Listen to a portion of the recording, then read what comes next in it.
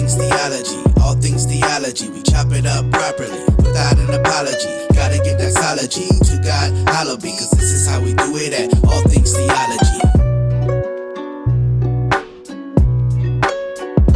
Yo, grace and peace. Welcome back to an episode of All Things Theology, where this is your host, K-Dub, and today I want to talk about, by sure you've heard of it, the cover-up of SA that has been happening under the Daystar Ministries with Joni Lamb and all the Lamb family.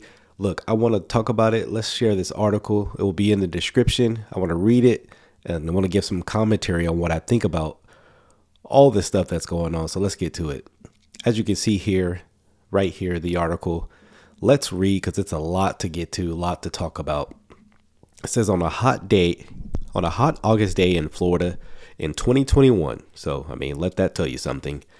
Then Daystar TV executive Jonathan Lamb was summoned by his frightened wife.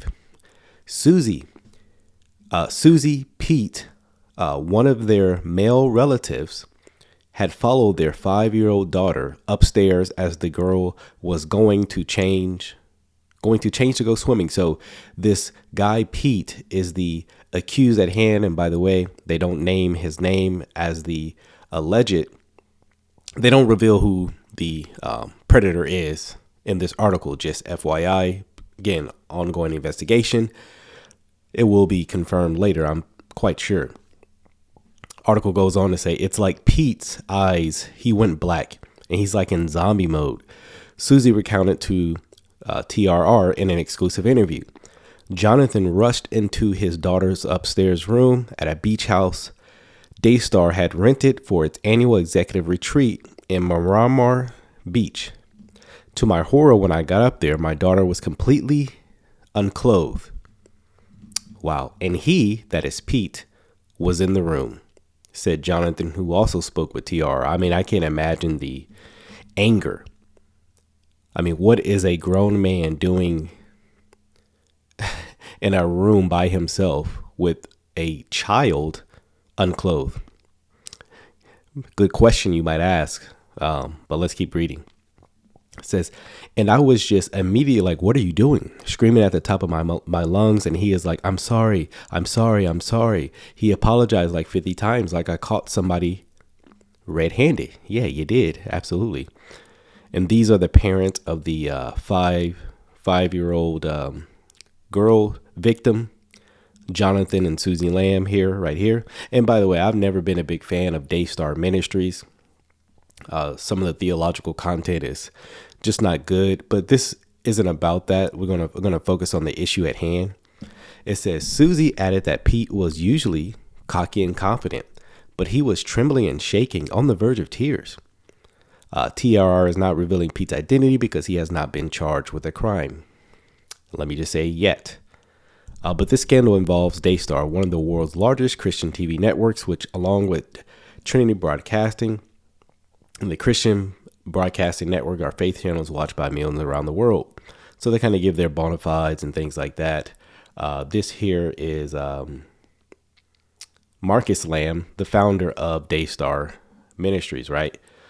So let's keep going on to the relevant information at hand. Let's see. Jonathan had been vice president, but says he was demoted to manager position last April for refusing to sign a non-disclosure agreement, an NDA, which is pretty much, hey, you won't be allowed to talk about it or you'll be liable to get a civil suit or, sued if you do. The claim is supported by a record of boarding meeting Jonathan gave to TRR. Then last Saturday, Daystar fired Jonathan, ostensibly because he failed to address the deficiencies in your judgment and performance. He and Susie also used to co-host a show on Daystar called The Green Room, but Susie was fired from that position abruptly in July 2023.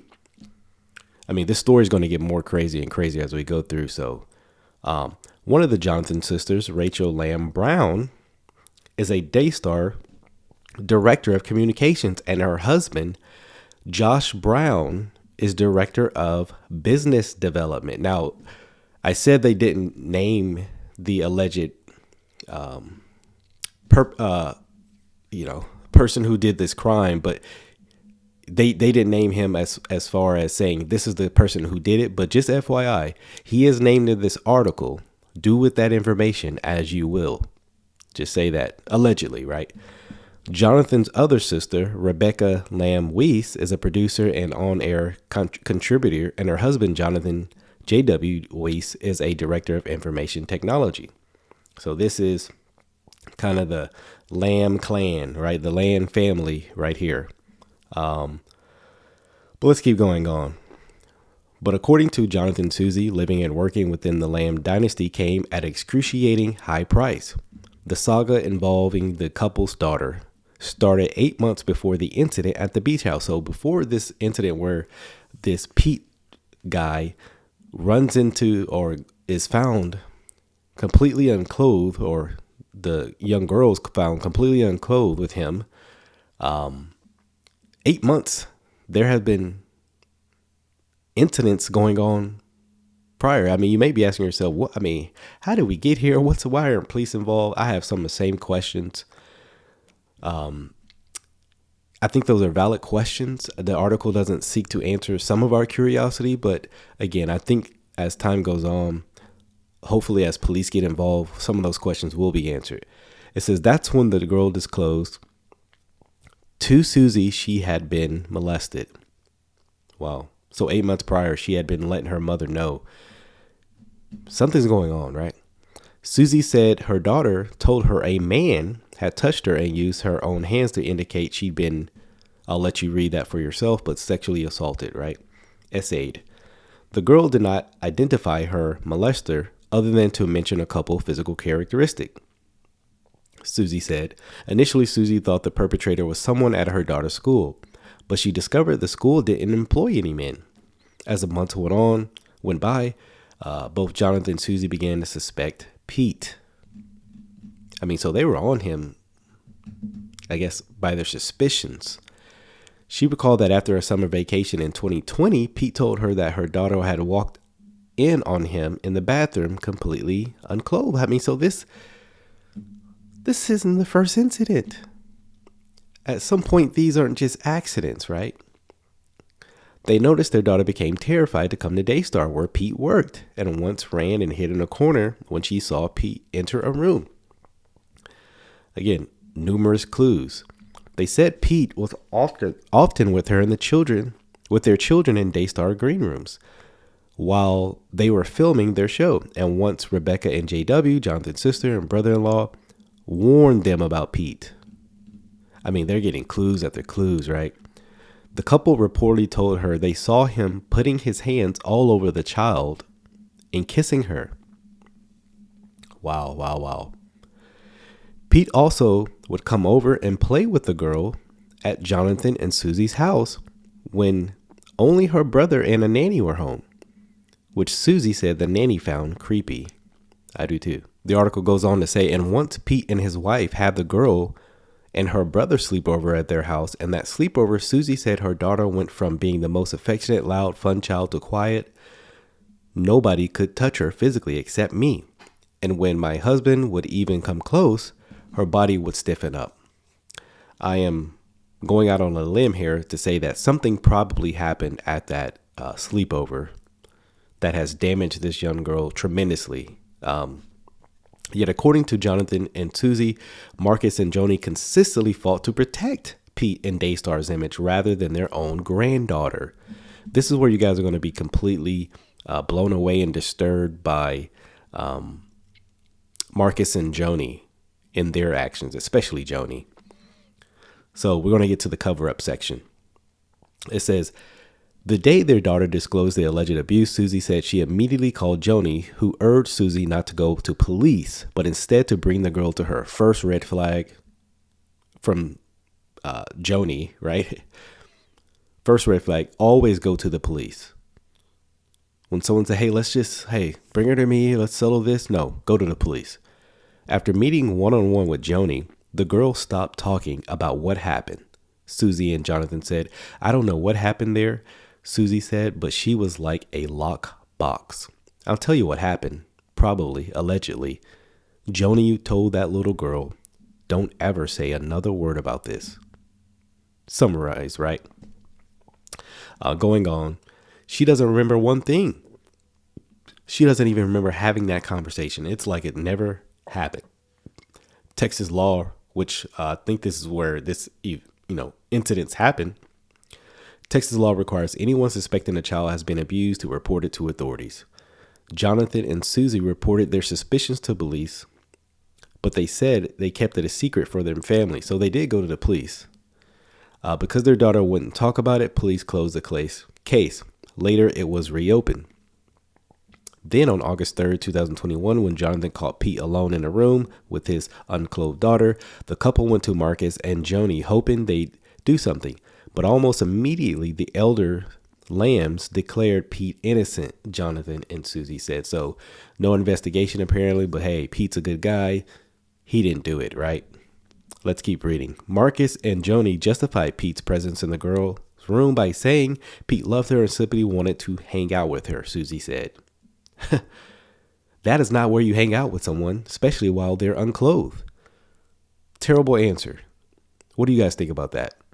Susie added that when she strongly objected, saying that didn't explain why Pete was in the room with her naked daughter, Joni blamed the couple's daughter, saying she was the one who took her clothes off. This girl's 5 years old.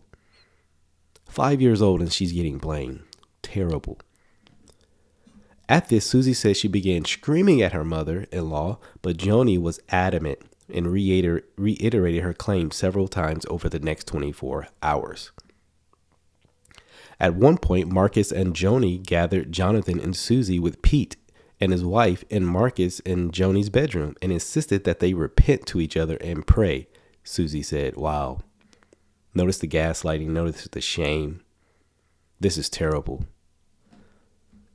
Continuing on, then Rebecca and JW, who had been barred from the room, barged in, insisting they be included, Susie added. Rebecca was angry, Susie said, and began praying in tongues, like in a war mode. Susie said she was in shock by what was happening. Later in the day, Susie said Rebecca confronted her dad, saying, "Why are you doing this to us? Why aren't you doing what's right?" So, I mean, the parents are getting confronted. Everybody's getting confronted. You need to do the right thing. Listen. Susie said Marcus responded, because of Pete's wife and their child. That night, when Susie insisted, so even just going to that, it seems like he's saying, I'm protecting him because I don't want nothing to happen to his wife and his child. All at the neglect of his actual granddaughter.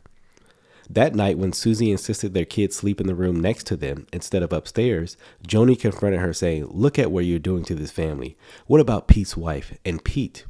What about their feelings? Susie said. Wow. The next day, while Jonathan, Susie, Rebecca, JW, Marcus, and Joni were gathered in the kitchen, Joni claimed, listen to this. Listen to the gaslighting. Joni claimed that God had told her while she was praying that Pete was innocent. Terrible. Using God to defend this man. Jonathan and Susie said at this, Marcus reportedly clapped his hands in joy and the rest stood dumbfounded. TRR reached out to Joni Lamb with detailed questions about the allegations. Susie and Jonathan leveled against her and Marcus, as well as the other issues. Daystar responded. Notice Daystar has responded to this incident. So what said in part, there is clearly a misunderstanding of what transpired, and the facts are quite different than what appears to have been reported to you. We simply do not support Jonathan and Susie's false allegations and are saddened by the continued relational incongruity between Jonathan and Susie and the rest of their family. Similarly, TRR reached out to Pete, whose lawyer, Mark G. Daniel, sent a letter to TRR stated in part, my client unequivocally denies the statements made by Jonathan and Susie Lamb, alleging that he engaged in some form of improper contact with any child. Anyone who knows client knows that these statements are false, insulting, and demeaning. TR also contacted Rebecca and JW to discuss the details in this article. The couple chatted briefly with TR and said they would consider going on the record. After 3 days and no contact from the couple, TR reached out to the email with detailed questions, but they did not reply. So continuing on with the article, it says the following week, Marcus and Joni sent Jonathan and Susie to North Carolina with their sister to meet with author and speaker Dennis Bogues, founder of healing ministry called Living Waters. Susie said the impetus for sending them away was a verse she posted on Instagram about it being better to be drowned in the sea than to be caused one of these little ones to stumble. Susie said the post caused Joni to believe she was volatile. Very interesting. Bogues was a trusted friend of the Lamb family who Marcus and Joni had previously brought in to try to help to resolve a personal matter, conflicts between Lamb family members. After learning about the situation, Bogues, who's not a licensed counselor, brought in Debbie Leinhart, a licensed forensic counselor, to interview Jonathan and Susie and their daughter and assess whether the girl likely had been assaulted. Bogues declined to comment on the record for this story. But Leinhart spoke with TR and said the couple's daughter had already shut down by the time she saw her and wouldn't talk. I mean, this girl is actually exhibiting some behavior of a victim of SA, right? It says Leinhart told TR that this response is very common among child SA victims, especially if they've been sworn to secrecy, which, I mean, you saw Joni got her up in a room and, you know, we don't know what happened in there, right? I mean, we can speculate, but right, we don't know confidently, but we know. Based on what Jonathan and Susie told her, Leinhart said she told the couple the alleged abuse needed to be explored further and urged them to get their daughter to a counselor in their home state of Texas. Susie said their daughter was so traumatized and scarred by what she experienced at the beach house, she wouldn't leave her side. So the couple decided to wait a while before attempting counseling. On August 10th, 2021, the same day Jonathan and Susie met with Leinhart, Marcus emailed Marcus emailed, who is the founder of Daystar Ministry, his 3 children and their spouses, as well as Daystar CFO Arnold Torres. The email outlined a succession plan should Marcus die. Jonathan said that prior to this time, Marcus and Joni had communicated to the whole family that Jonathan would succeed his father as Daystar president, but the email stated that Joni would replace Marcus as president instead. Jonathan said the change was punishment for accusing Pete. Wow. On August 17th, Marcus emailed his children and their spouses again, this time to express his distress over the fractures in our family. He also warned them in no uncertain terms to stop playing judge, jury, or executioner, emphasis in original email, and to trust his leadership or face the consequences. So, I mean, Marcus Lamb, founder of Daystar Ministries, is actually given ultimatums. Either listen to him, his leadership, his authority, or you're going to face some consequences. I mean, does this sound like someone wanting to get to the truth of the matter or just wanting to throw his weight around? Going on with the article, it says there can only be one leader, Marcus wrote. Either you trust me as God's leader or you don't. Your mother and I built Daystar without you, and we can run it without you. That would break my heart. But there are consequences for actions and attitude. Don't doubt my resolve. Don't question my determination. Wow. I mean, you would think the resolve would be to defend this victim, but it's seemingly to defend their brand, and that's Daystar. The email ends with an assignment for his family to make a written list of every hurt, every slight, and every bad word or deed that has happened to you by a family member, including your mother or me, if it is warranted. Then we can deal with it when Dennis Bogues comes. Bogues didn't visit Daystar. Instead, Pete and his wife flew to North Carolina to interview with Leinhart. A meeting Leinhart said Bogues had coordinated with Marcus and Joni. I mean, this is a mess of a situation all around, right? Leinhart said the meeting was arranged so she could provide an assessment of whether the allegations against Pete seemed valid. Assessments, which are often presented in criminal trials or sentencing, normally include thorough clinical interviews with subjects and sometimes psychological tests. However, Leinhart said she wasn't able to interview Pete. She said Peter's wife Pete's wife insisted on being present for the interview and answered all the questions intended for her husband. I mean, is she in on it too? Who isn't in on this? I mean, you can literally find fault in just about everybody involved in this situation. That's how messy it is. As a result, Lionheart says she told Boggs that Pete would have to return for an interview before she can offer any assessment, but Pete never came back. I bet. TR also obtained a recording between Jonathan and Susie Lamb and Boggs in which Boggs discusses why the process ended before Lionheart could offer an assessment. I remember when Marcus and Joni said, "We want to drop everything. Just everything. Just drop everything, okay?" And so I had told Debbie Lionheart, they just want to drop everything. I don't want anything more to be written and documented on this. And so that was what Joni had said. Yeah, they don't want any of this investigated further. Again, these are sloppy. If these people were trying to get to the truth, this is very sloppy, right? I mean, it definitely seems intentional. The discussion between Jonathan, Susie, and Boggs took place on November 18, 2023. But before then, Jonathan and Susie said they didn't know what happened during Lionheart's interview with Pete. They knew only what Marcus and Joni told them, of course.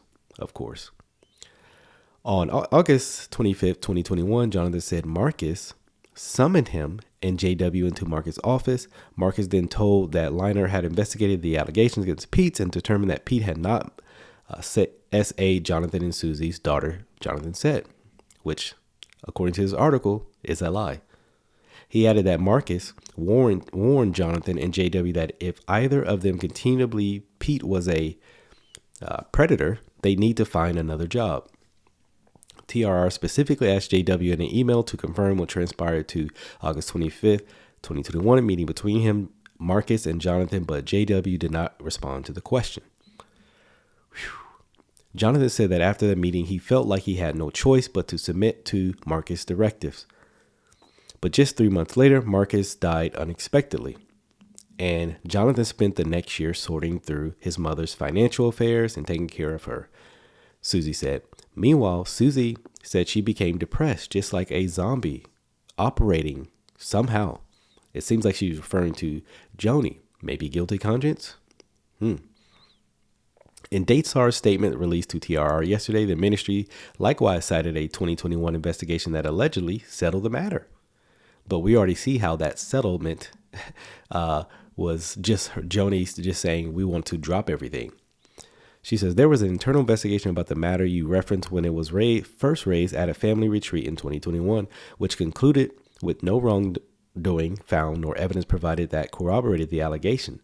The statement said, apologies were offered and reciprocal forgiveness was extended by all involved. Everyone, including Susie and Jonathan, believed that the matter had been appropriately addressed and settled. Yeah, but they did so on false premises, right? Which is very misleading, right? To go on, it is unfortunate that these private family matters have just now resurfaced on these allegations were proven false, and the matters were resolved more than 3 years ago, after which family functions, included holiday gatherings, continued for several more years. Pete's lawyers also claimed in this letter that his client had volunteered to sit for a clinical polygraph examination. He was found to be truthful in the polygraph examination, wherein he denied and refused these baseless claims. Now, let me just say this. Polygraphs are not always reliable. This is why they're not permissible in court and things like that. So passing a polygraph is not actual proof of your innocence or guilt, right? The letter adds that Jonathan and Susie do not truly believe these accusations.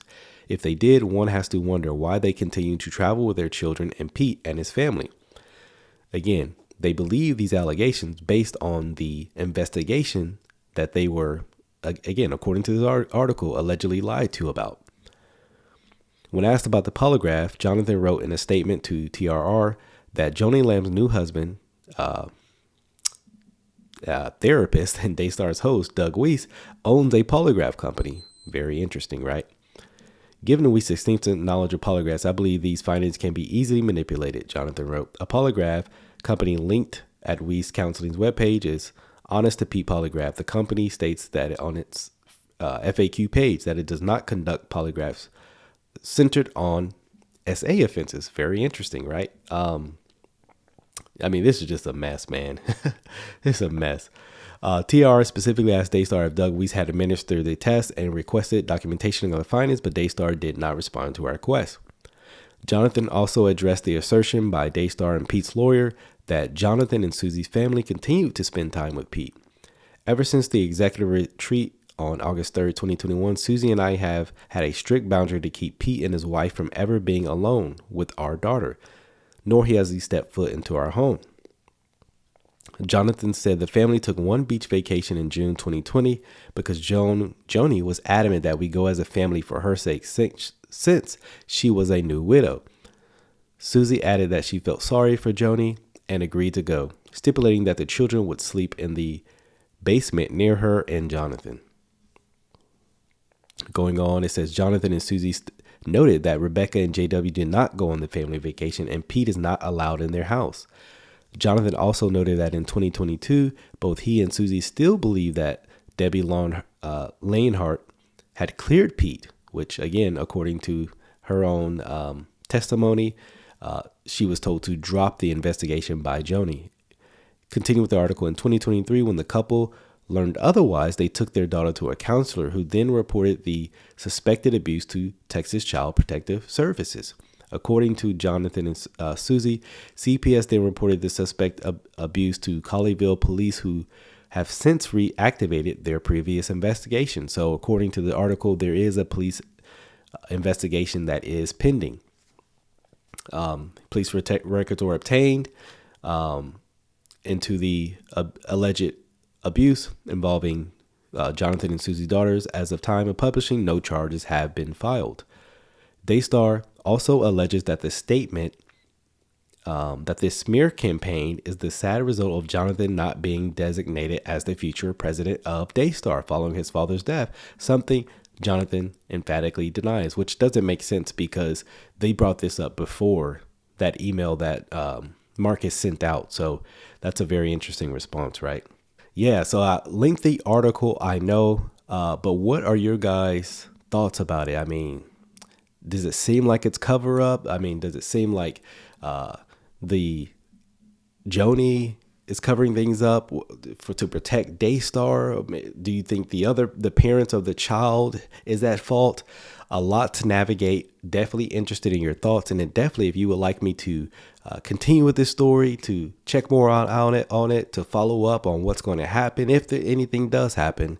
Would you like to hear more about this? Till the next time, y'all. Grace and peace. Oh, grace and peace. Thank you for watching another episode of All Things Theology. If you enjoyed what you heard today, go on and give me a like. Subscribe to the channel. Hit that notification bell.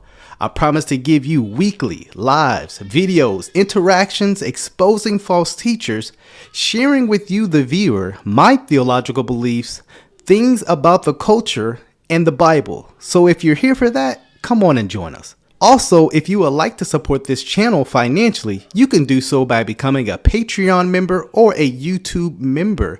Links are in the description below. You can see content before it drops. You can also have Q&A sessions with also other Patreon members, YouTube members as well. So if you would like that, hit the description link in below.